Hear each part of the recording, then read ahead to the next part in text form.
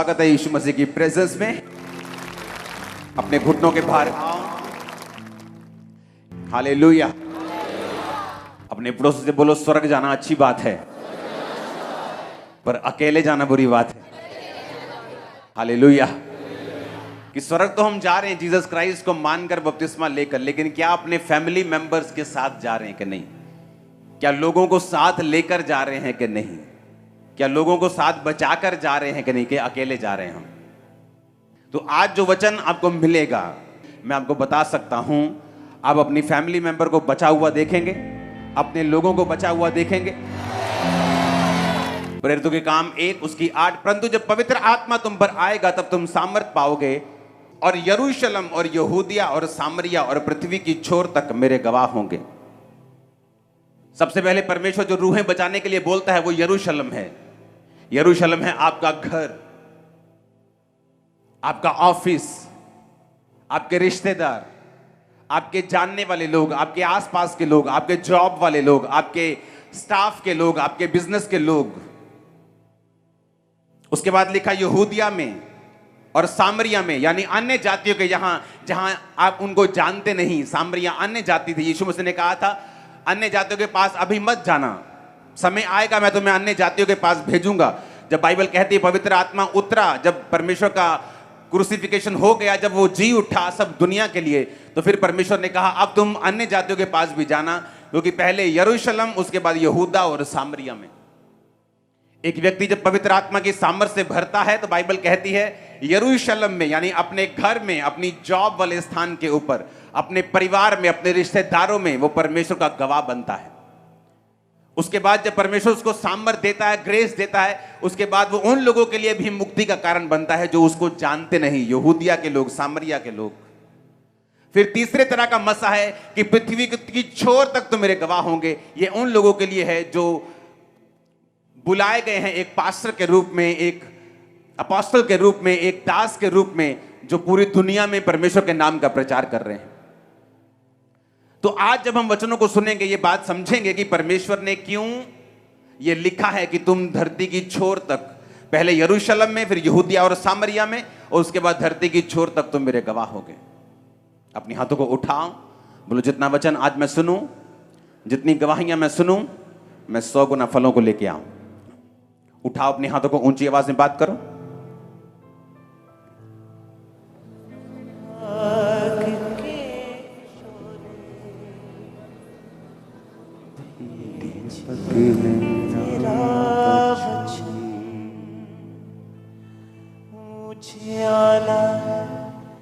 निगाहों का तेरा तू आस है, विश्वास है, तेरी मोहब्बत खास है। प्रभु यीशु मसीह के सामर्थी नाम में हम मांगते हैं। इसलिए मैंने कहा था जब आपको ये मालूम हो जाए कि मुझे चर्च में फिजिकली प्रेजेंट रहना है, क्योंकि ये नॉर्मल संडे थर्सडे नहीं है कि आप लोग अनगैली कर दें। आपको जब मालूम होता है कि ग्रेस चर्च में अवेलेबल है, अगर ग्रेस है तो मुझे भी आलसी नहीं होना।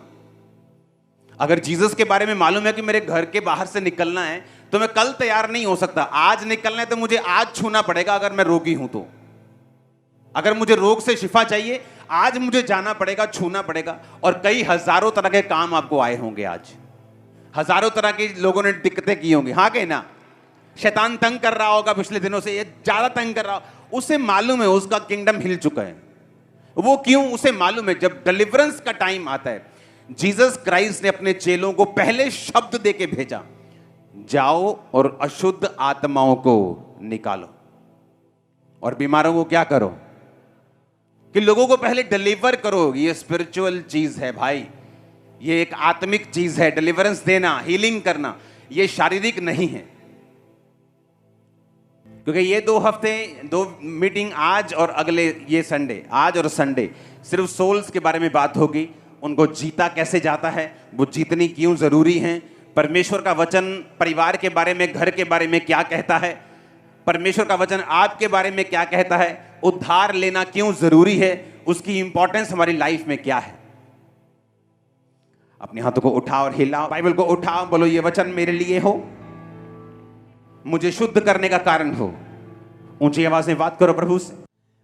तू आस है, विश्वास है, तेरी मोहब्बत खास है, तुझ तक ले आती है खुदा, जिसको तेरी लगन। दीपक है मेरी राहों का तेरा वचन, मैं कुछ मेरी आंखों से तेरी दया से, तेरे नाम में अपने हाथों को उठाकर बोलो जो वचन आज मैं सुनूंगा मैं उसे नोट करूंगा, मानूंगा और सिखाया भी करूंगा। प्रभु यीशु मसीह के सामर्थी नाम में हम मांगते हैं। अपने हाथों को उठाकर गैर भाषा में 5 मिनट आत्मा में आप प्रार्थना करेंगे, ऊंची आवाज में, गैर भाषाओं में ऊंची आवाज में।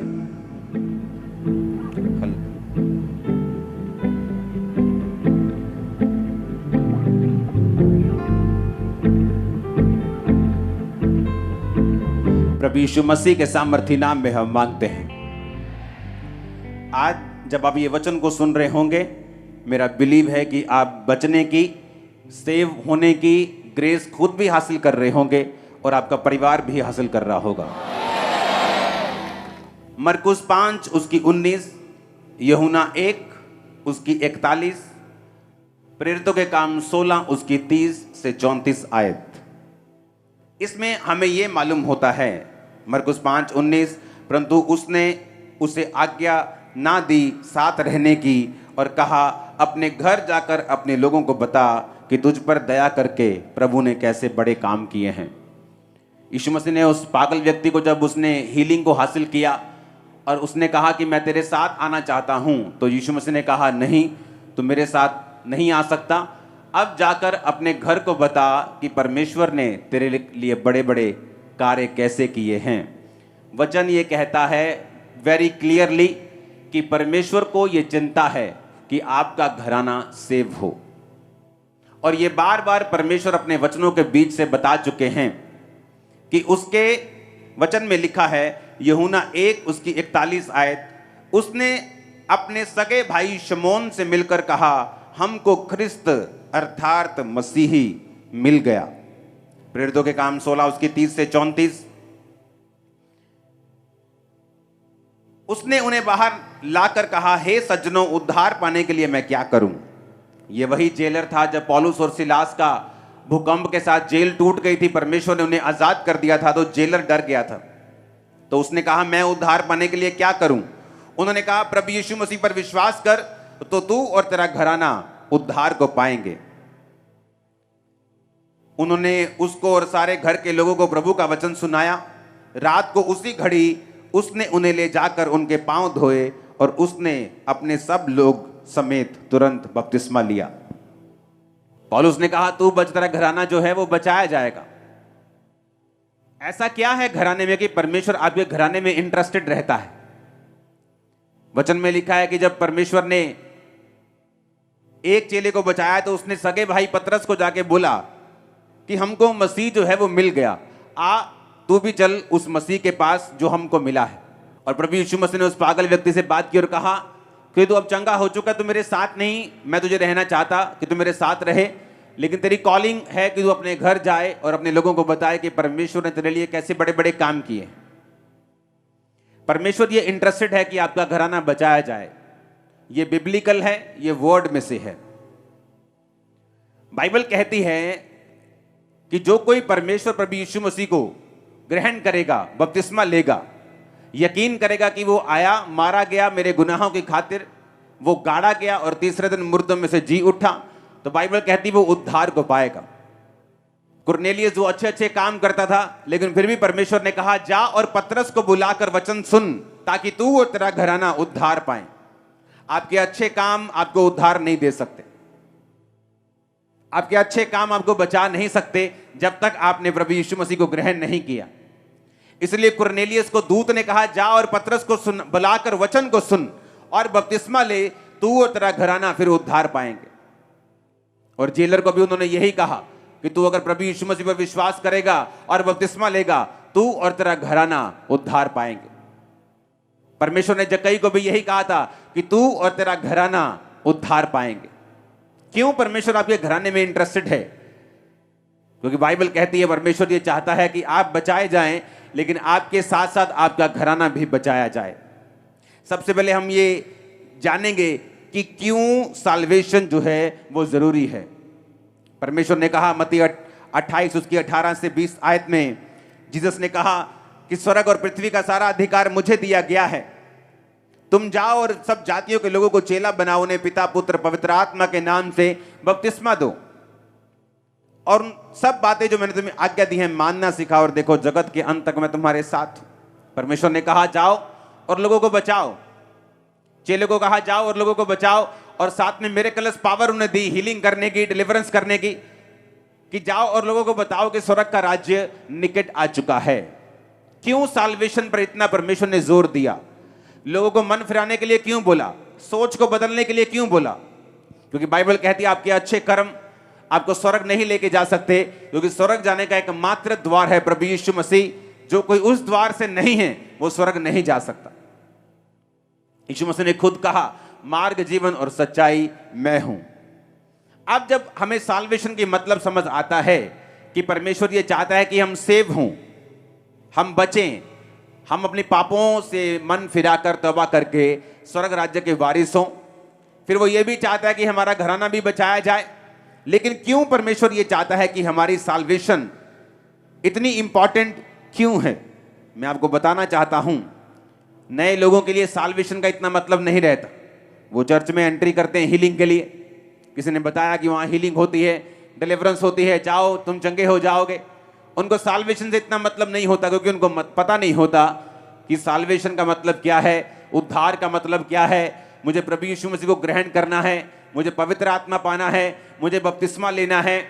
मैंने तो पुराने टाइम में ये लिया हुआ है, मैंने तो फलाने जगह पे ये किया हुआ था, तो मैं बपतिस्मा कैसे ले सकता हूं? लेकिन बाइबल कहती है कि मसीह में सब नई सृष्टि है, पुरानी बातें बीत गई। जब आपका जो मकसद यूनिवर्सिटी जाना है, जब स्कूल टीचर से आपका जितना मर्जी प्यार हो, जब पास आउट हो जाते हैं तो आपको स्कूल छोड़ना पड़ता है। अगर आप पुरानी जिंदगी छोड़ेंगे नहीं, आप उद्धार नहीं पा सकते। अगर आप दो जगह पांव रखेंगे, आप उद्धार नहीं पा सकते। क्यों उद्धार पे परमेश्वर ने इतना जोर दिया? और उसी उद्धार को देने के लिए परमेश्वर ने अपने चेलों को पावर दी कि जाओ और उनके मुर्दों को जिलाओ, जाओ और उनके लंगड़ों को चंगा करो, उनके कोड़ियों को शुद्ध करो, जाओ उनके दुष्ट आत्मा को निकालो। और ये सारी मिरेकलस पावर और साइंस एंड वंडर्स परमेश्वर ने इसलिए दिए ताकि वो ये विश्वास कर सके कि प्रभु यीशु मसीह हमारा उद्धार करता है, और उसे ग्रहण कर सके और परमेश्वर के पीछे चल सके। ये सारी मिरेकलस पावर, ये हीलिंग टेस्टिमनीज, ये डिलीवरेंस टेस्टिमनीज, इनका एक ही मकसद है। वो मकसद है आपको उद्धार की ओर लेके जाना, आपको साल्वेशन की ओर लेके जाना, आपको परमेश्वर के साथ जोड़ना। यही मकसद है परमेश्वर का हीलिंग करने का। इसलिए परमेश्वर ने 38 साल के रोगी को बोला कि फिर से कोई पाप मत करना, ऐसा ना हो इससे भारी मुसीबत तुझ पे आ पड़े। अब 38 साल का रोगी जानता था। आपसे अगर मैं आपसे ये बोलूं कि गंदे काम मत करना दोबारा, तो आपको मालूम है कौन से गंदे काम आप करते हो। आपसे मैं बोलूं अच्छा फिर से बुरे काम मत करना, तो आपको मालूम होता है वो बुरे काम कौन से हैं। आप बोलते ठीक है जी मैं नहीं करूंगा। तो उस व्यक्ति को मालूम था कि वो पाप करता है, उद्धार से दूर है। इसलिए प्रभु यीशु मसीह ने जब कहा फिर से पाप मत करना, ऐसा ना हो इससे भारी मुसीबत उस पर आ पड़े, तो वो जानता था कि वो पाप, वो गुनाह कौन से हैं, क्योंकि यीशु मसीह ने उसको हील किया था ताकि वो पाप से अब दूर रहे, सेव रहे, साल्वेशन में और उद्धार में बना रहे। मेरी चर्च में एंट्री कैसे हुई? हीलिंग के लिए। मुझे मालूम हुआ कि चर्च में हीलिंग होती है। मेंटली अपसेट के अटैक होते थे, डिप्रेशन था, बहुत सारी बीमारियां थी, टूट चुका था, नशों में मरने वाला था, सुसाइड का सब तैयारी कर चुका था। लेकिन चर्च में गया सिर्फ हीलिंग के लिए, कि चर्च में हीलिंग होती, वहां पे मैं छूट जाऊंगा। उद्धार के लिए नहीं गया। कितनी देर जाता रहा? हीलिंग के लिए। बपतिस्मा भी मैंने हीलिंग के लिए लिया था कि जल्दी ठीक हो जाऊंगा। लेकिन जब ये बात समझ आती है कि ये सारा कुछ परमेश्वर इसलिए कर रहा है कि आप उद्धार पाएं। बाइबल कहती है जब आदम ने पाप किया उद्धार से दूर हुआ। बाय नेचर वो गुनाह आज हर बंदे में है। एक नए जन्मे बच्चे के अंदर भी वो ब्लड से पापी है, बाइबल कहती है, और उसको उद्धार की जरूरत है। और बाइबल कहती है जब हम जीसस क्राइस्ट पे बिलीव करते हैं कि वो हमारे गुनाहों की खातिर उसने अपना लहू को बहाया और वो तीसरे दिन मुर्दों में से जी उठा, कब्र में से निकल गया, विश्वास करते हैं, तो बाइबल कहती है अगर तू विश्वास करेगा तो तू उद्धार को पाएगा। लेकिन क्यों परमेश्वर इतना इंटरेस्टेड है मुझे उद्धार देने के लिए और मेरे परिवार को उद्धार देने के लिए? मैं उद्धार, वो मुझे हीलिंग दे दे, डिलीवरेंस दे दे, लेकिन वो मुझे उद्धार में ही रखना क्यों चाहता है? क्योंकि जिन लोगों को यह बात समझ आई है वो लोग कभी भी उन्होंने नॉर्मल फिर लाइफ नहीं जी है, उन्होंने विक्टोरियस लाइफ जी है। जो आपके ड्रीम लाइफ है, आप बोलते हो फलाना हीरो ड्रीम लाइफ जी रहा है, अगर आप उनके घरों में जाकर देखेंगे तो बदतर हालत है। वो ड्रीम लाइफ नहीं है, वो सिर्फ रियल लाइफ है, रियल लाइफ नहीं है। अगर आप रियल लाइफ में देखना चाहते हो, ड्रीम लाइफ को पूरा होते हुए आपकी लाइफ में बिना डिप्रेस्ड, बिना अटैक, बिना झंझट के आपको जिंदगी अगर आप जीना चाहते हो, विक्टोरियस लाइफ जीना चाहते हो, बिना डर के, बिना घबराहट के जीना चाहते हो, मैं आपको बता रहा हूं, फिर आप ये नहीं कहेंगे कि मैं कौन सा बिजनेस करूं, क्योंकि जिस जगह आप हाथ लगाएंगे वो सोना हो जाए। मैं आपको सच कह रहा हूं। अब हमारी प्रॉब्लम ये नहीं है कि हम मतलब कोई नया काम नहीं कर सकते। अब दिक्कत ये है कि काम जो मर्जी करें वो सफल होगा, लेकिन टाइम नहीं, इंटरेस्ट नहीं। वो कोई भी फील्ड हो, मुझे मालूम है अगर मैं उस फील्ड में जाऊंगा मैं कामयाब होऊंगा। रीजन पवित्र आत्मा, रीजन परमेश्वर और उसका उद्धार, जिसके बारे में मैं समझ चुका हूं। अब आपको समझना है कि उद्धार क्यों जरूरी है। पाप से दूर रहना, बपतिस्मा लेना, परमेश्वर में बने रहना, भवन से लगे रहना, भवन में रोपे रहकर उसमें बढ़ते रहना क्यों जरूरी है? उद्धार में बने रहना क्यों जरूरी है? क्यों वचन में लिखा अपने अपने उद्धार के बारे में काम करते रहो, यह क्यों जरूरी है? भजन संहिता 51 उसकी 7 से 13 में लिखा, दाऊद कहता है जब वो पाप में गिर गया, जूफा से मुझे शुद्ध कर तो मैं पवित्र हो जाऊंगा, मुझे धो तो मैं बर्फ से भी अधिक सफेद बनूंगा। मुझे हर्ष और आनंद की बातें सुना, जिससे जो हड्डियां तूने तोड़ डाली हैं वो मगन हो जाएं। अपना मुख मेरे पापों की ओर से फेर ले, मेरे सारे अधर्म के कामों को मिटा डाल। हे परमेश्वर, मेरे अंदर शुद्ध मन उत्पन्न कर, मेरे भीतर स्थिर आत्मा नए सिरे से उत्पन्न कर। मुझे अपने सामने से निकाल ना दे और अपने पवित्र आत्मा को मुझसे अलग ना कर। अपने किए हुए उद्धार का हर्ष मुझे फिर से दे और उदार आत्मा देकर मुझे संभाल। तब मैं अपराधियों को तेरा मार्ग सिखाऊंगा और पापी तेरी ओर फिरेंगे। दाऊद ये बात अच्छी तरह से जानता था। आप जानते हैं आज क्यों कुछ फैमिलीज आपके घराने में ऐसी हैं, कुछ लोग ऐसे हैं जो बचाए नहीं गए? रीजन क्या है? आप जानते हैं जो लोग अपने विश्वासी घराने के सामने, अविश्वासी घराने के सामने अनसेफ जो बचे नहीं, वो एक यंग लड़का हो सकता है, शराब पीने वाला, व्यभिचार में गिरा हुआ, संसार में खोया हुआ, गानों में खोया हुआ, गलत कामों में खोया हुआ, मौज मस्ती में खोया हुआ। आप जानते हैं क्यों ये बच्चे बचाए नहीं जाते? क्यों फैमिलियों में साल्वेशन नहीं आती? उसका रीजन ये है कि एक विश्वासी ना तो खुद उद्धार की कीमत को समझता है, ना तो उसमें बना रहता है, और तीसरा ना ही उनकी जिंदगी अपने घर वालों के सामने ऐसी है कि वो उस जिंदगी से प्रभावित हो सके। अगर आप अपनी फैमिली को बचाना चाहते हैं, पहली बात आपको उनके सामने एक धर्मी जीवन जीना पड़ता है। आपको खुद उद्धार में जीना पड़ता है। अगर आप चाहते हैं आपका बेटा, आपकी बेटी, बाप, मां, भाई, बहन, रिश्तेदार बचाए जाएं, तो आपको लिव राइट, आपको उनके सामने जिंदगी सही तरह से परमेश्वर में बने रह के, पवित्रताई में, पवित्र सामर्थ में, अनॉइंटिंग में, प्रेयर में, फास्टिंग में जुड़े रह के खुदावंद के साथ आपको जीनी पड़ती है अगर आप चाहते हो वो बचाए जाए। लेकिन इस पॉइंट से पहले मैं आता हूं उद्धार क्यों इंपॉर्टेंट है, और जिनको उद्धार का समझ आया वो लोगों ने क्या किया इस दुनिया में। यह बात समझ आ गई कि परमेश्वर ने कहा कि अन्य जातियां इसी वस्तु की खोज में रहती हैं। अच्छा घर लेना है, बेटे को कनाडा भेजना है, लड़की की अच्छी शादी करनी है, अच्छे कपड़े डालने हैं, बड़ा घर लेना है, गाड़ी। परमेश्वर ने कहा अन्य जातियां इन्हीं वस्तुओं की खोज में रहती हैं, पर तुम्हारा स्वर्ग पिता जानता है तुम्हें इन वस्तुओं की जरूरत है। अन्य जाति उन्हीं चीजों की खोज में रहती हैं, दुखों के साथ चलती हैं, दुख मिले हुए उनकी सेवका, उनकी बरकत में भी 100 में से 2 कामयाब 4 कामयाब होते हैं, उसके साथ भी दुख मिले होते हैं। परमेश्वर ने कहा तेरा पिता जानता है तुझे इन वस्तुओं की जरूरत है। तो कहता है पहले उसके धर्म और राज्य की खोज कर, तो ये सारी वस्तुएं तुझे पीछे पड़ के मिल जाएंगी। अब सुनो, दाऊद कौन था? दाऊद एक भेड़ों और बकरियों को चराने वाला, एक घर का सबसे रिजेक्टेड पर्सन था। जब शमूएल मसा करने के लिए उसके भाइयों को आया, एक जन को आया जैसे परमेश्वर ने कहा था राजा होने के लिए मसा करना, तो वचन समझाता है कि दाऊद इतना रिजेक्टेड था, इतना भूला हुआ जन था। जैसे कोई फैमिली में होता है ना, चाचा भूला हुआ होता है, चाचे को कोई याद ही नहीं करता। वो सारी फैमिली बताए चाचा है ही नहीं है, वो चाचा इतना लल्लू किस्म का है, इतना इफेक्टलेस है, इतना कमजोर किस्म का, उसको याद ही नहीं करता चाचा को। या चाचा ऐसा है कि कोई रिजेक्शन का आत्मा उसकी लाइफ में काम करता है। दाऊद इतना रिजेक्टेड था कि उसकी फैमिली इतना बड़ा फंक्शन हो जाए, क्योंकि अगर पुराने नियम में, आज तो आप विजिट करते हो, पुराने नियम में ऐसा कोई रिवाज नहीं था।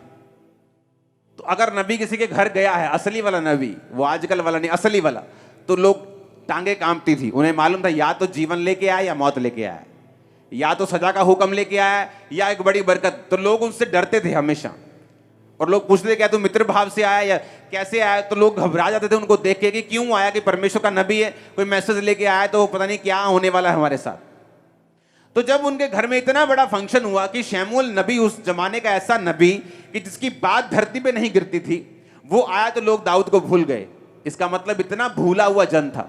लेकिन वचन कहता है दाऊद भेड़ बकरियों को चराने के समय भी अपने उद्धार में बना रहा, और जब वो भेड़ बकरियों को चराता था तब भी वो पाप में नहीं गिरा और अपने उद्धार में वो बना रहा। होता क्या है जब आप उद्धार में बने रहते हैं? इसलिए परमेश्वर ने कहा जो सर्वशक्तिमान परम प्रधान के छाए हुए स्थान में बैठा रहे, वो सर्वशक्तिमान की छाया में ठिकाना पाएगा। छाए हुए स्थान में बैठे रहने का मतलब है अपनी साल्वेशन में बने रहना, अपने उद्धार में बने रहना। यशब का मतलब है बैठे रहने का मतलब है कि जो कुर्सी परमेश्वर ने तुम्हें दी है एक विश्वासी की, कि तुम एक विश्वासी हो चुके हो, अब तुम्हारी घर में कोई ऐसा फंक्शन है जहां पर परमेश्वर की आराधना नहीं की जाएगी, बल्कि परमेश्वर को दूर रखा जाएगा। अगर तुम विश्वासी हो तो अपनी कुर्सी छोड़कर तुम उस फंक्शन को अटेंड करने के लिए नहीं जाओगे। तुम ऐसी जगहों पे नहीं जाओगे जो वहां परमेश्वर की आराधना नहीं होती। तुम वहां पर नहीं जाओगे चाहे घूमने के लिए भी हो। क्यों? क्योंकि तुम परम प्रधान के छाए हुए स्थान में भी बैठे रहना चाहते हो, उद्धार में ही बने रहना चाहते हो। जिसको समझ आई कि उद्धार जरूरी क्यों है, वो इन बातों को पूरा करता है। अब होता क्या है, जब दाऊद अपने उद्धार में बना रहा तो क्या हुआ? उद्धार में बने रहने के कारण, क्योंकि जब उद्धार में आप चलते हैं, हो सकता है आपकी लाइफ में कोई बदलाव ना आए। पहले 2 साल 4 साल 5 साल आप वही जॉब करते रहें, आप वही काम करते रहें, वही पैसे में चलते रहें, वही नॉर्मल लाइफ बिताते रहें। लेकिन बाइबल ये कहती है जो अपने घर चट्टान पर बनाते हैं, चट्टान पर घर बनने में समय तो लग सकता है, लेकिन जब घर बनके तैयार हो जाएगा लोग वाव वाव बोलने जरूर आएंगे। अब जब दाऊद का आत्मिक घर बन रहा था और वो उद्धार में बना हुआ है, तो बाइबल कहती है समय आता जब परमेश्वर आपको पे चेक देता है, आपको तनख्वाह देता है। कुछ कंपनी आपको 1 साल बाद तनख्वाह देती है, एनुअल इनकम देती है। तो दाऊद की कई बार परमेश्वर जो इनकम देता है ना उद्धार में बने रहने की, वो कई बार लेट आती है, इकट्ठी आती है। पर जब इकट्ठी आती है तो मजा भी बड़ा आता है कि लाखों रुपए आ गया एकदम से, कहां हजार आना था। तो दाऊद को इकट्ठी मिलती है पे चेक। क्या? शमूएल आके उसको मसा कर जाता है। अब वो फिर उद्धार में बना हुआ है। अभी सिर्फ मसा किया, उसको हुआ कुछ नहीं। जब मसा किया फिर उद्धार में बना रहा, परमेश्वर के साथ जुड़ा रहा। एक दिन क्या होता है, उल्टा शाऊल उसके मगर लग जाता है, मारने की कोशिश करता है, भागना पड़ता है, लेकिन उद्धार से बाहर नहीं आया। तो क्या हुआ? राजा बन गया, सिर्फ यहूदा के गोत्र का। फिर बना रहा इजराइल के पूरे 12 गोत्रों का। उद्धार में बना रहा, 66 लड़ाइयां लड़ी, 66 जीती। इकोनॉमी डाउन होने के बजाय अब चली गई। आज एक यूक्रेन की लड़ाई हो रही है रशिया के साथ। कहीं कनक महंगी हो चुकी है, कहीं खाना महंगा हो चुका है, कहीं तेल महंगा हो चुका है, कहीं पेट्रोलियम महंगा हो चुका है, फ्लाइट्स महंगी हो चुकी, सब कुछ गड़बड़, पूरी दुनिया में इफेक्ट हुआ उसका। दाऊद जिस देश में रहता था 66 लड़ाइयां लड़के भी वो पूरा स्ट्रांग था। क्यों? दाऊद को उद्धार का मतलब मालूम था। उसको मालूम था मैं जहां जा रहा हूं मुझे सफलता मिल रही है, जिस लड़ाई में जा रहा हूं परमेश्वर मुझे गाइड कर रहा है, वो मुझसे बात कर रहा है। क्योंकि अगर आप उद्धार में हैं तो परमेश्वर आपको गाइड करता है, उसका आत्मा आपसे बात करता है। अगर आप परमेश्वर के ज्यादा करीब हैं वो आपसे बोल के बात करता है। आप विश्वासी टाइप हैं, आप अच्छे विश्वासी हैं, कई बार वो दिल में डालता है, तो आपको ये मालूम होना चाहिए कि जरूरी नहीं परमेश्वर आपसे बोल से बात करे।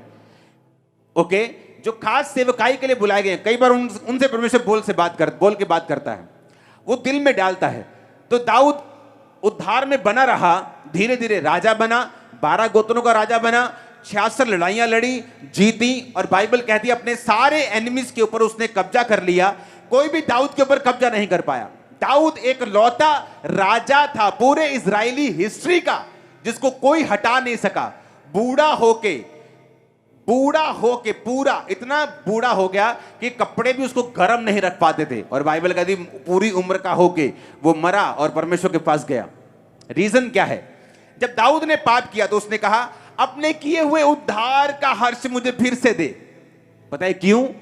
जब आप सेव होते हैं, जब आप उद्धार में होते हैं, एक हर्ष आपके अंदर होता है, एक आनंद आपके अंदर होता है। बीमारी के साथ साथ भी वो चलता है, कई बार परीक्षा के साथ साथ भी कई बार वो चलता है।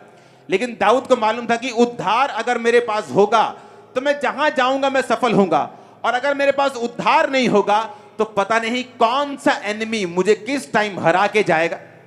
और उसने कहा मुझे उद्धार का हर्ष फिर से दे, तब मैं अपराधियों को तेरा मार्ग सिखाऊंगा।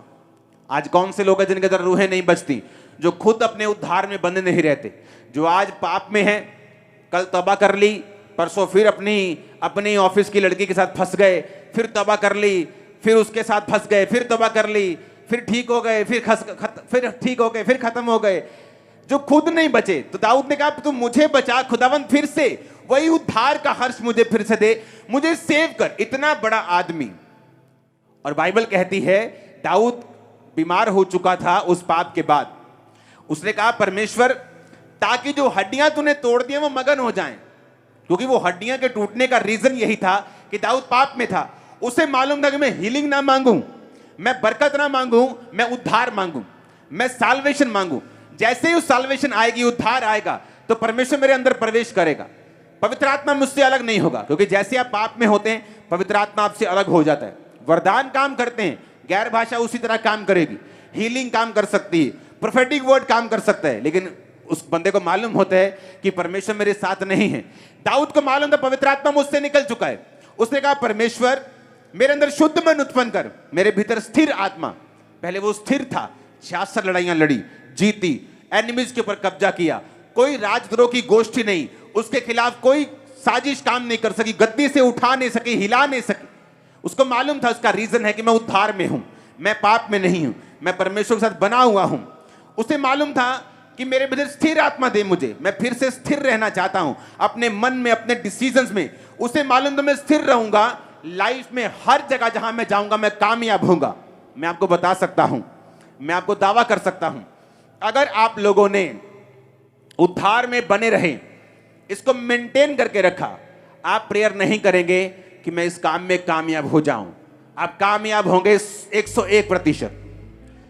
आपका बिजनेस हो, आपकी जॉब हो, आपका काम हो, कुछ भी हो, परमेश्वर आपको बरकत देगा। रीजन, अगर आपने उद्धार में बने रहने का फैसला कर लिया है। दाऊद ने फैसला कर लिया, इसलिए बाइबल कहती है उसने उद्धार मांगा। उसने कहा प्रभु तू मुझे उद्धार दे, पवित्र आत्मा को अलग ना कर, ताकि जो हड्डियां टूट गई वो मगर हो जाएं, तब मैं अपराधियों को तेरा मार। दाऊद को मालूम था साल्वेशन की वैल्यू का। आप क्रिश्चियन घराने में जन्मे जरूरी नहीं आप सेव हो। अगर आपने यीशु मसीह को अपना पर्सनल सेवियर, अपना उद्धारकर्ता अगर ग्रहण नहीं किया, बपतिस्मा नहीं लिया तो। और दाऊद को मालूम था ये आशीष मांगनी, हीलिंग मांगनी, जीत मांगनी सब व्यर्थ है अगर मेरी लाइफ में उद्धार नहीं है। तो उसने उद्धार मांगा। उसने कहा प्रभु मुझे सेव कर, अपना आत्मा मुझे फिर से दे। उसे मालूम था अगर आत्मा आ गया तो कामयाबी मेरे पास होगी। क्या कहता है वचन इब्रानिया 8 से 11 आयत। विश्वास ही से अब्राहम जब बुलाया गया तो आज्ञा मानकर ऐसी जगह निकल गया जो मिरास में लेने वाला था, और ना जानता था कि मैं किधर जाता हूं, तो भी निकल गया। विश्वास ही से उसने प्रतिज्ञा किए हुए देश में, पराये देश में परदेशी के समान रहकर इसहाक याकूब समेत जो उसके साथ प्रतिज्ञा के वारिस से तंबुओं में वास किया, क्योंकि वह उस स्थिर नींव वाले नगर की बाट जोता था जिसका रचने वाला और बनाने वाला परमेश्वर है। कौन से स्थिर नींव वाला नगर? हेवनली यरूशलेम। बाइबल कहती है वो यरूशलेम की बाट जोता था, वो स्वर्ग जाने की तैयारी कर रहा था। आप जानते हैं जिस दिन स्वर्गदूत ने कहा अब्राहम तेरे बेटा होगा, स्वर्गदूत ने कहा मैं जो 100 साल का होने वाला हूं क्या पुत्र उत्पन्न करूंगा? मेरी पत्नी जो बूढ़ी हो चुकी है 90 साल की, क्या वो संतान पैदा करेगी? इस्माइल तेरी दृष्टि में खुदाबंद बना रहे यही बहुत है। इस्माइल जो 86 साल की उम्र में उसके हुआ था, उसने कहा वही बहुत है। अब्राहम को यह बिलीव हो चुका था कि अब उसके संतान नहीं होगी। इतने सालों के बाद भी खुदा ने बोला था कि जा और तेरा वंश बालू के समान होगा, रेत के किणकों के समान। उसके वायदे पूरे नहीं हो रहे थे, तब भी बाइबल कहती है उसका ध्यान स्वर्गीय यरूशलेम की ओर था। वो ये विश्वास कर चुका था कि अब मेरे बेटा नहीं होगा, कोई बात नहीं, लेकिन मैं अपनी साल्वेशन को खत्म थोड़ी कर सकता हूं। अपनी हीलिंग के चक्कर में मैं स्वर्ग मिस थोड़ी कर सकता हूं। मुझे परमेश्वर ने अगर फाइनेंशियल बरकत नहीं दी तो क्या मैं स्वर्ग मिस कर दूं? क्या शराब पीने चले जाऊं? क्या पाप करने चले जाऊं? बाइबल कहती है जिन्होंने इस तरह से उद्धार को संभाला है कि दुनिया की बरकत उनके लिए मायने नहीं रखती, उन्होंने इतनी बरकत पाई है कि बाइबल कहती है वो गवाह होते हैं। दाऊद देख लो, अनलिमिटेड बरकत। अब्राहम देख लो, राजा लोग उससे जेलसी करते थे, राजा लोग उसकी लाइफ में बो के जाते थे, उसके बेटे से राजाएं गवर्नमेंट जेलसी करते थे। इतना वो बरकत, इतनी उनकी सामर्थ्य, इतनी प्रॉपर्टी थी। रीजन, उनको सेव होने का मतलब समझ आ चुका था। वो साल्वेशन के मतलब को समझते थे, उसमें बने रहने के कारण को भी समझते थे। जब इंसान एक फैसला कर लेता है कि मुझे सेव होना है, मैं परमेश्वर के पीछे चलूंगा, ये बरकत नहीं मिली तो भी चलूंगा, अगर ये ना मिला तो भी चलूंगा। अगर आपने अपना मन साल्वेशन के ऊपर लगा लिया तो मैं आपको बता रहा हूं, मैं वो कह नहीं पा रहा हूं, मेरे मन में वो वचन है, आप एक तरह ऐसा चुंबक बन जाते हैं, आप जिस चीज को टच करेंगे ना वो हीरा बन जाएगा। मैं सच कह रहा हूं, मैं आपको सच कह रहा हूं। रीजन, आपके अंदर स्पिरिट होनी चाहिए, आत्मा होना चाहिए, पवित्र आत्मा। वो होता है इस उद्धार से। अब आपको यह समझ आ गई कि उद्धार क्यों जरूरी है, क्योंकि मेरी लाइफ का हर एक पहलू, हर कोना उद्धार पर निर्भर करता है। कुछ मूर्ख लोग मैंने देखे खुद पाप करी जाएंगे, चर्च में आके प्रेयर रिक्वेस्ट पे प्रेयर रिक्वेस्ट दे जाएंगे, मेरा ये काम नहीं हो रहा, मेरा ये काम नहीं हो रहा, मेरा ये काम नहीं हो रहा, मेरा ये काम नहीं हो रहा। कैसे होगा काम? बाइबल कहती है सारी बरकतें परमेश्वर ने कहा था मेरे धर्म और राज्य की खोज के साथ जुड़ी हुई है, कि जब तुम धर्म और राज्य की खोज करोगे, जब तुम मेरे पीछे चलोगे, उद्धार पाओगे, बपतिस्मा लोगे, एक धर्मी जीवन जियोगे, तो यीशु मसीह ने खुद कहा है कि ये सारी वस्तुएं तुम्हें पीछे पड़ के मिलेंगी। पीछे पड़ के मतलब तुम्हारे पीछे लग जाएंगे। ऊंची आवाज में हालेलुया बोलो। दाऊद और अब्राहम अपने साल्वेशन और अपनी आत्मिक जिंदगी के लिए इतने कंसर्न थे, इतने चिंतित थे कि दाऊद जब बीमार था उसे हीलिंग की परवाह नहीं थी। उसे यही था कि जो गलती हो गई, मैं उद्धार से दूर हो गया हूं, मैं वापस आ जाऊं। अब्राहम को अपनी चंगाई की परवाह नहीं थी कि अगर बेटा नहीं हुआ तो वायदे कहां गए, लोग क्या कहेंगे, जिस घराने से मैं निकला हूं अन्य जातियों से वो क्या कहेंगे कि खुदा ने वायदा पूरा नहीं किया। उसे कोई परवाह नहीं थी, लोग क्या कहेंगे, हीलिंग होगी कि नहीं, बच्चा होगा कि नहीं। कहता मैं स्वर्गीय यरूशलेम की बाट जोता हूं। आज रियल में अगर आप क्रिश्चियनिटी विजिट करेंगे, उन लोगों के पास बरकत नहीं है जिन्होंने बड़ी बड़ी गवाहियां ली हैं, या वो खुदा में बहुत बड़ी तरह से नहीं चले, लेकिन अगर उस हीलिंग वाले ने उद्धार को भी सीरियसली लिया है तो उनकी बरकतें देखना कितनी है, उस सेवकाई की बरकतें देखना कितनी है। जिन्होंने साल्वेशन को सीरियसली लेकर परमेश्वर को फॉलो किया है। हालेलुया। अब मैंने उद्धार पा लिया, इसकी वैल्यू को समझ गए कि मेरी लाइफ में हर जगह उद्धार काम करता है, ये एक मास्टर की है। मेरे बिजनेस में, मेरी जॉब में, मेरी मैरिड लाइफ में, हर जगह ये काम करेगी अगर मैं इसमें बना रहूंगा तो मास्टर की समझ आ गई। अब परमेश्वर क्या चाहता है? कहता अगर तू बचेगा तेरा घराना क्या पाएगा? उद्धार पाएगा। कई बार जब आप उद्धार पाते हैं, आपका घराना अगर उद्धार में नहीं है तो भी आपकी फैमिली पूरी तरह से पीस में और शांति में नहीं रह पाती। सबसे पहले मुझे यह समझ आ गया कि मैं उद्धार क्यों पाऊं।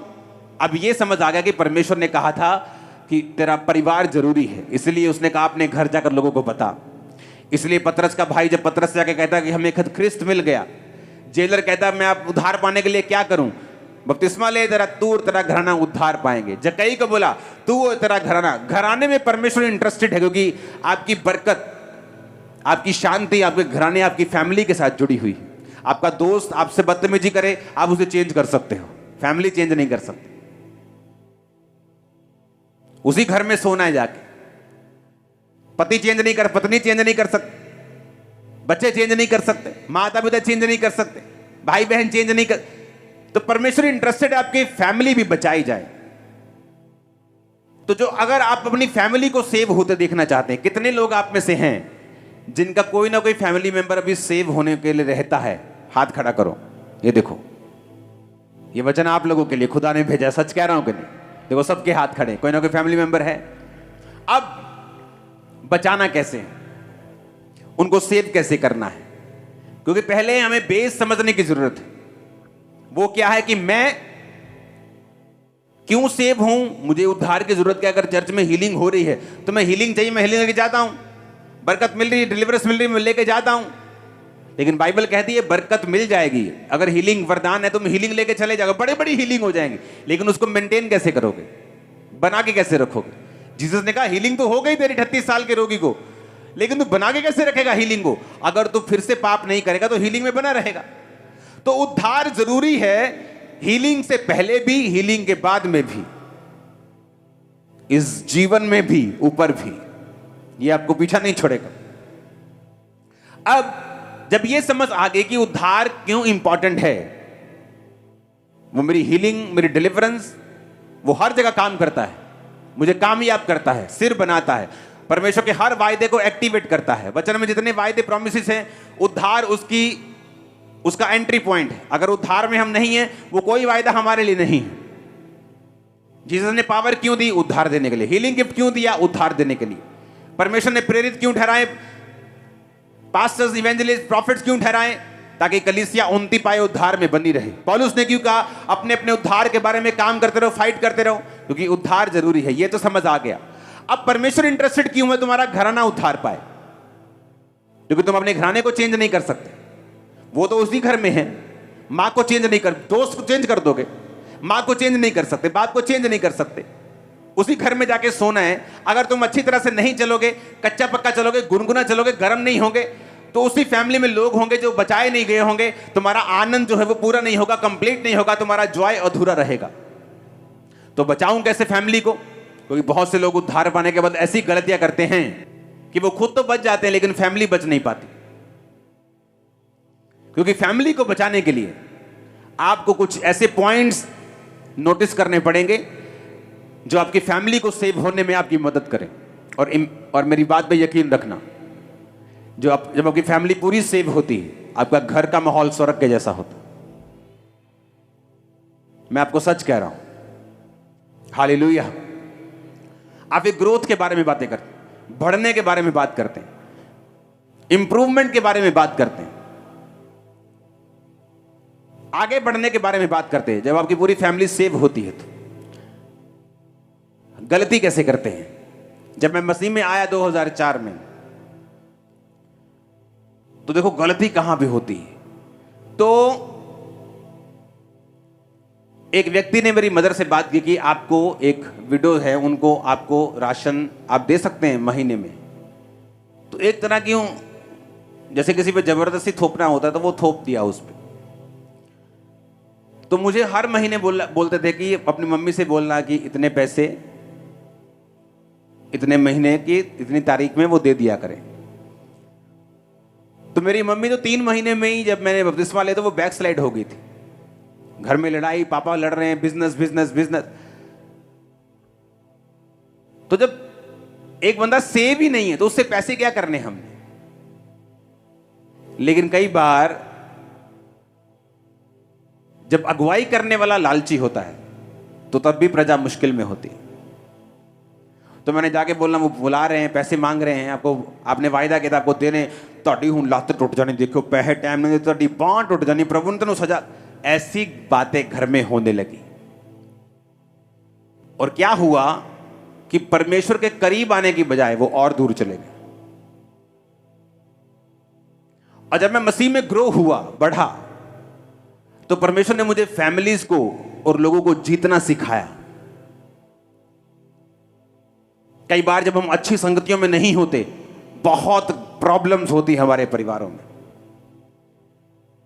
कई तरह के रफड़े झगड़े चक्कर ड्रामेबाजियां, बहुत कुछ। जब मैं मसीह में आगे बढ़ा, आपका एक फैमिली मेंबर है, आप मान लो एक लड़की है जो व्यभिचार में गिर गई। अब लोगों को तो नहीं पता व्यभिचार में, लेकिन फैमिली मेंबर्स को पता है। एक यंग लड़का व्यभिचार में, लोगों को नहीं मालूम, चर्च के बिलीवर्स, लेकिन आपको पता है, आप फैमिली मेंबर हैं। जब आप प्रेयर में जाते हैं, आपको स्पिरिट को डांटना है, उसके पीछे की स्पिरिट जो है व्यभिचार की, चोरी की, डिस्ट्रैक्शन की, जब आप उस स्पिरिट को डांटते हैं प्रेयर में, तो परमेश्वर उन व्यक्तियों को आजाद करता है। यीशु मसीह के पास लाए एक गूंगे को, अब अगर उसकी स्कैनिंग कराने जाएंगे, एमआरआई का टेस्ट कराएंगे, तो कोई ना कोई प्रॉब्लम तो निकलती। अगर उस समय पे होती कि गले का वोकल कोड खराब है, फलानी चीज खराब, लेकिन पीछे कौन था? दुष्ट आत्मा। जीसस ने दुष्ट आत्मा को निकाला, वो बंदा ठीक हो गया, गूंगा बोलने लगा। निकाली दुष्ट आत्मा, पर गला ठीक हो गया। जब आप एक अनसेव्ड व्यक्ति को अपने परिवार में देख रहे हैं, आपका बेटा है, बेटी है, माँ है, बाप है, नशे में, उस स्पिरिट को देखो, कौन सी स्पिरिट इसकी लाइफ में काम कर रही। और जब आप प्रेयर में बैठेंगे, उस स्पिरिट पे हमला करो। आप क्या करते हो? आप देखते हो कि आपका बेटा नशा करके, आप रोते हो, हाय तू नशा करके आया, आप रोते हो। प्रभु बोले, प्रभु कुछ कर, प्रभु कुछ कर, मेरे बेटे को। एक पास्टर प्रेयर कर रहा था और खुदा ने बात करनी शुरू कर दी, और एक बंदर आ गया बीच में, और बंदर की स्पिरिट डिस्टर्ब करने लगी, करने लगी। उसको यीशु की आवाज सुननी बंद हो गई। वो गुस्सा करने लगा अंदर से कि जीसस क्राइस्ट, आप मुझसे बात कर रहे हैं, दुष्ट आत्मा तंग कर रही, आप डांटते क्यों नहीं दुष्ट आत्मा को? भगाओ इससे। जब यीशु ने कुछ नहीं किया तो गुस्से में आके बोला, ए दुष्ट आत्मा भाग जा। वो दुष्ट आत्मा चली गई। जीसस से बात हुई, उसने कहा, जीसस आपने दूर क्यों नहीं किया? जीसस ने कहा, तुझे दूर करना है, मुझे नहीं। पावर तुझे दी गई है। देखो, मैं सांपों और बिच्छुओं को रौंदने का और शत्रु की सारी सामर्थ पर किसे अधिकार देता हूं? खंबरे के बाहर आवाज जानी चाहिए, बोले मुझे। किसको अधिकार दिया है?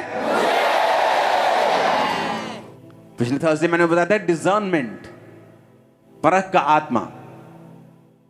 आप जब बैठेंगे, आपको मालूम होता है इस लड़की के अंदर डर का आत्मा है, इसके अंदर कंफ्यूजन का आत्मा है, इसके अंदर कमजोरी का आत्मा है। बिना चीज कमजोरी, यानी कि काम बहुत कर लिया, कमजोरी, दुष्ट आत्मा है उस कमजोरी का। डिस्ट्रैक्शन, नशा, व्यभिचार, दुष्ट आत्मा है। आप जब उनको देखते हैं, आप प्रेयर में बैठेंगे और आत्मिक आंखों से देखेंगे, वो तब खुली होंगी जब आपने सिलेंडर चोरी नहीं किए होंगे, बिजली चोरी नहीं की होगी, जब दिन में 10 चोरियां की हो, 10 चुगलियां की हो, तो आत्मा दिखाएगा क्या? आंखें तो बंद रहेंगी। आंखें बंद रहेंगी जब दारू पी के लड़का घर आएगा, देखेगा कुछ नहीं, आत्मा में रोती तुम भी रहोगी, और चर्च के पास्टर को भी साथ में तुम रुलाती रहोगी, पास्टर जी इसके लिए प्रेयर करो, 10 साल हो गए, कुछ हो नहीं रहा है। तो जब मैं उद्धार में हूं और प्रेयर में बैठा हूं, तो मुझे समझ आ रही है कि इस लड़के के पीछे एक ये वाली दुष्ट आत्मा है, इसके पीछे जादू उटोना है, इसके पीछे ये स्पिरिट है। तो जब मैं प्रेयर में बैठूंगा, उस स्पिरिट को ब्रेक करूंगा, इसके अंदर से खुदाबंद यीशु के नाम में जादू टोना, ये नशे की स्पिरिट, ये गंदी आत्मा इस बेटी से, इस भाई से आउट हो, आउट हो, आउट। जब आप प्रेयर माउंटेन की प्रेयर अटेंड करेंगे, उस प्रेयर में आप चलेंगे, अपने बेटे की, अपनी बेटी की, अपने भाई की, माँ की, बाप की, अपने रिश्तेदारों की, आप स्पिरिट को चेक करेंगे और डांटेंगे उन स्पिरिट्स को, उनको छोड़ के जाएं। जब तक स्पिरिचुअल चीजों की वैल्यू हमारी निगाहों में नहीं बढ़ती, तब तक हम बरकत नहीं पाएंगे और सेव नहीं होंगी फैमिलीज। किसी के घर में कोई मर जाए, रोते लोग, रोते कि नहीं रोते? बताओ भाई, रोते कि नहीं? लेकिन किसी के घर में कोई आत्मिक मौत हो जाए तो लोग रोते नहीं। क्या आत्मिक मौत ज्यादा रोने योग्य है कि शारीरिक मौत? शरीर में मरे तो ऊपर स्वर्ग, आत्मा में मरे तो नीचे भी नरक और ऊपर भी नरक। तो कौन सी मौत ज्यादा रोने योग्य है? आत्मा की। क्या तुम रोए कभी? क्या कभी रो के प्रेयर की अपने बेटे के लिए जो बचा नहीं, अपने परिवार के लिए? क्योंकि हमने तैयारी नहीं की है उनके बचने की। हमें आत्मिक मौत ऐसी लगती है तो ठीक है, ओ नहीं ये चर्च नहीं जाता, ओ मैं नू कहना भी नहीं, बहुत बहुत दयालु बन गए जिदा ना, बहुत भले मानस दा हुंदा बंदा ना, बहुत किते नहीं मैं नहीं कहता नू चर्च जान। तुम उसे धक्का दे रहे हो नरक की ओर। नीचे भी लाइफ नरक कर बैठेगा वो, और ऊपर भी नरक कर बैठेगा। जब लाइफ में, आंखों में, निगाहों में स्पिरिचुअल मौत का दर्द ही नहीं है तो तुम रोगे नहीं जब प्रेयर में बैठोगे। जब प्रेयर में बैठोगे और अगर आत्मिक मौत का दर्द होगा कि यह बंदा आत्मिक मरा हुआ है, ये फैमिली मेंबर, आप रो के प्रेयर करोगे, प्रभु इसे जी उठा, इसे छू, स्पिरिट को डांटोगे और उसके लिए प्रेयर करोगे। कितने मेरी बातों को समझ रहे हैं? आप उनके लिए, उनके सामने राइट रीति के साथ जियोगे। आप उनसे हमेशा प्रेम करोगे। आप उनके सामने हमेशा पेशेंस रखोगे। आपने 10 बार प्रीच किया, 11वीं बार वो फिर वही गलती करें, आप उन पे भड़क नहीं सकते कि तूने सुनता नहीं, मैं कितनी बार समझाया तू, आ काम नहीं करना, यीशु मसीह मान। नो, आप नहीं कर सकते। साल्वेशन जबरदस्ती की नहीं है।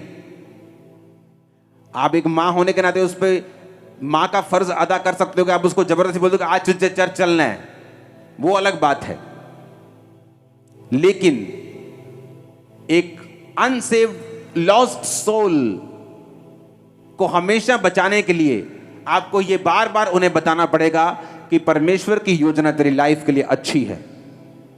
परमेश्वर तुझसे प्यार करता है। परमेश्वर तुझसे इतना प्यार करता है कि वो तेरी लाइफ को ब्लेस्ड करना चाहता है, तुझे खुश देखना चाहता है। परमेश्वर तेरे लिए भला सोचता है, उसकी योजनाएं तेरे लिए भली हैं। आप उसे 1 दिन नहीं, 2 दिन नहीं, 2 साल नहीं, 10 साल नहीं, 20 साल भी यही बात बताओगे जब तक वो बचता नहीं। आप अगर पेशेंस खो दोगे, धीरज खो दोगे, वो नहीं बचेगा। आप गुस्सा करोगे, वो नहीं बचेगा। ये गलती मैंने मसीह के पहले साल में की, जब थ्रेटन करके मैं चाहता कि इनको मसीह में लेके आया जाए। ऐसा नहीं होता, क्योंकि जिस ग्रुप में आप रहते हैं उसी के जैसी बातें आप बोलने लगते हैं। लेकिन बाद में जब मसीह में मैं ग्रो हुआ, समझ आया कि मसीह प्रेम है, गॉड इज लव, तो मुझे लव के बारे में प्रीच करना है और राइट लिव करना है। मैंने को बताया, जब मैंने अपनी माता को मैंने अपने सभी फैमिली मेंबर्स को बपतिस्मा दिया अपने भाई को छोड़ के, क्योंकि उसने मेरे साथ लिया था। एक भी जन को मैंने प्रीच नहीं किया बैठकर, उन्होंने मेरी जिंदगी को देखा और मसीह को ग्रहण किया। और जब पहले मैं लड़ के प्रीच कर रहा था, वो मसीह से दूर हो रहे थे।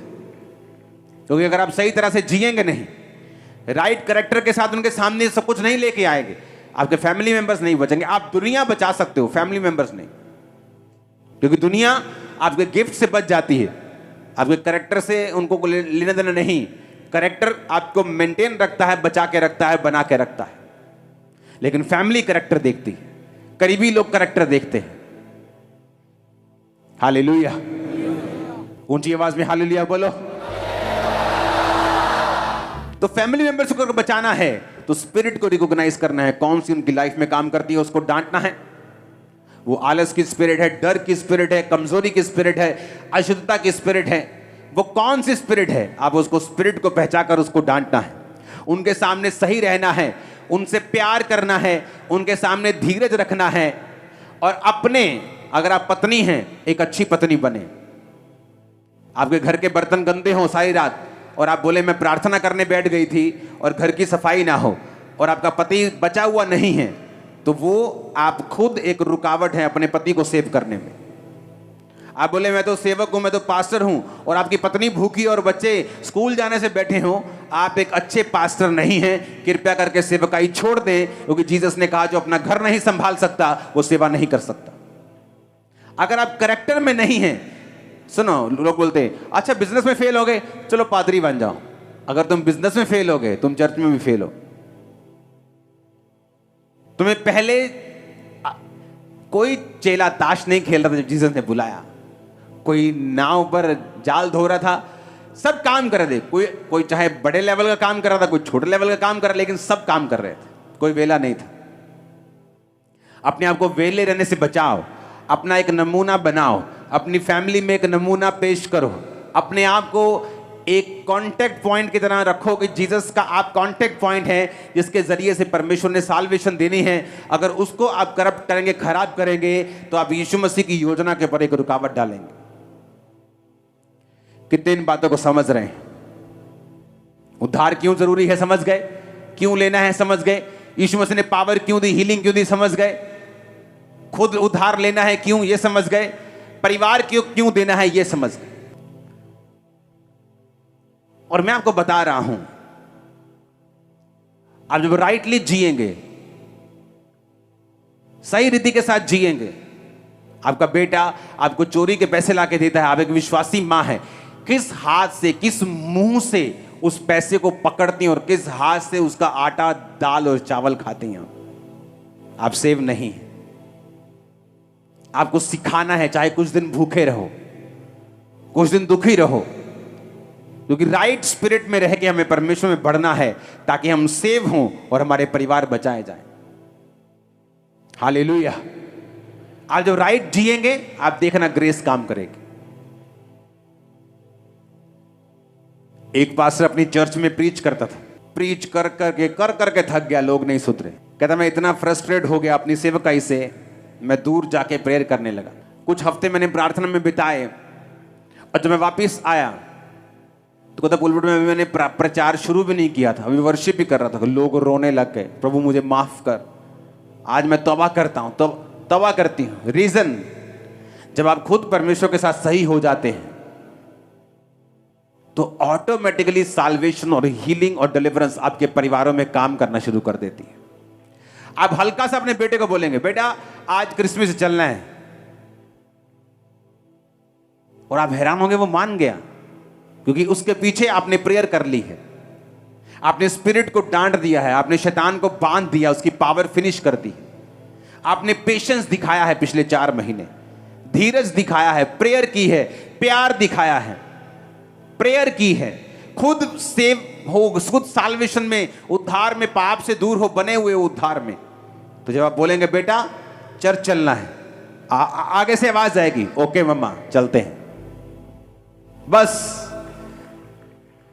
पहले वो क्रिसमस आना शुरू करेगा, क्रिसमस, ईस्टर, फिर बड़ी बड़ी मीटिंग, फिर हर संडे आपको छोड़ने के लिए, उसके बाद हर संडे खुद आपसे भी आगे बैठा होगा। ये मैंने देखा है।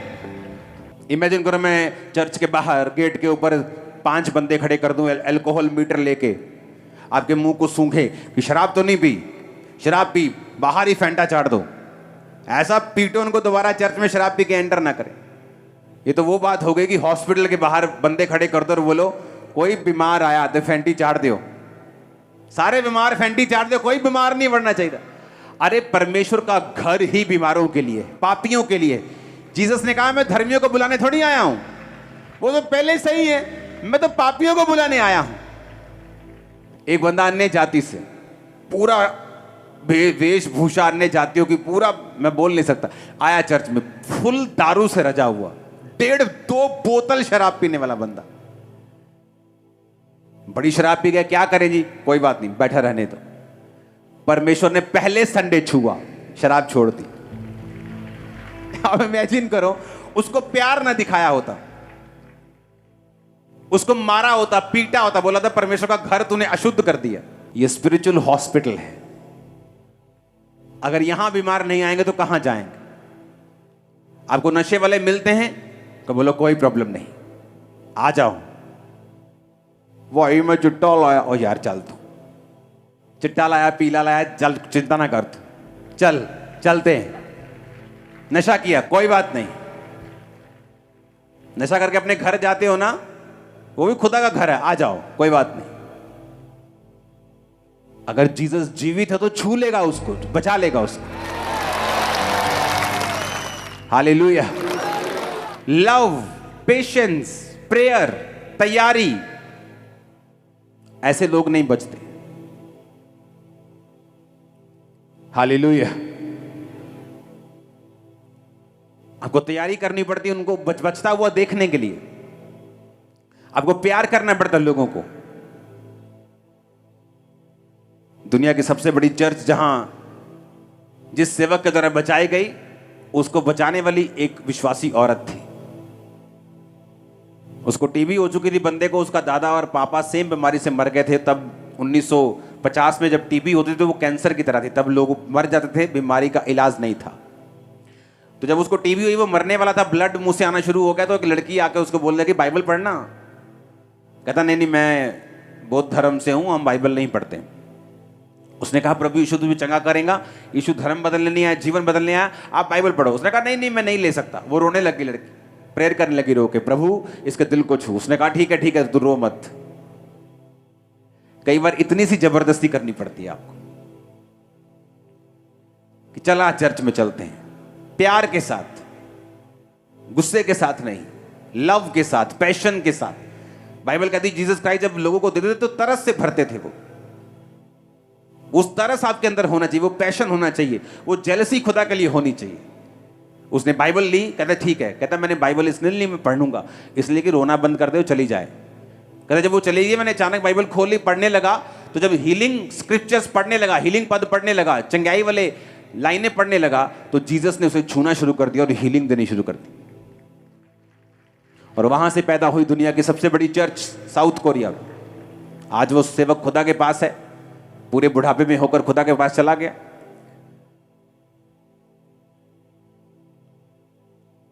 हालेलुया। अब अपने घरों में लोगों को इनवाइट करते हैं, प्रीच करते हैं।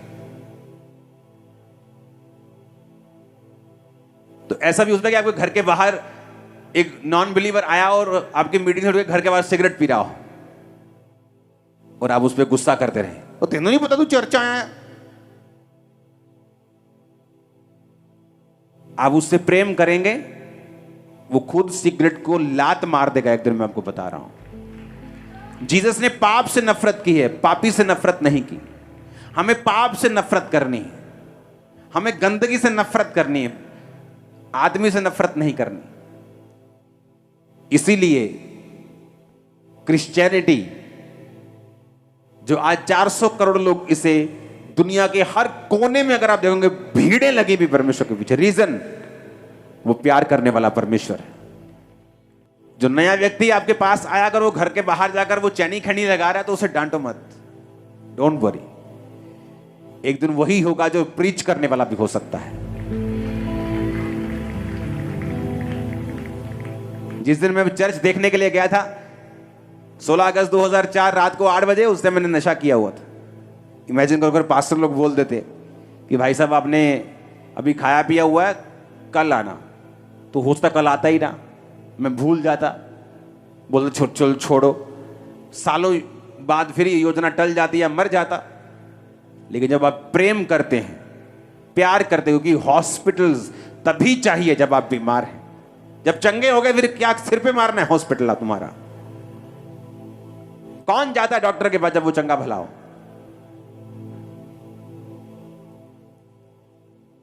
आज के बाद ये ग्रेस आपके सिर पे होगी रूहों को बचाने की।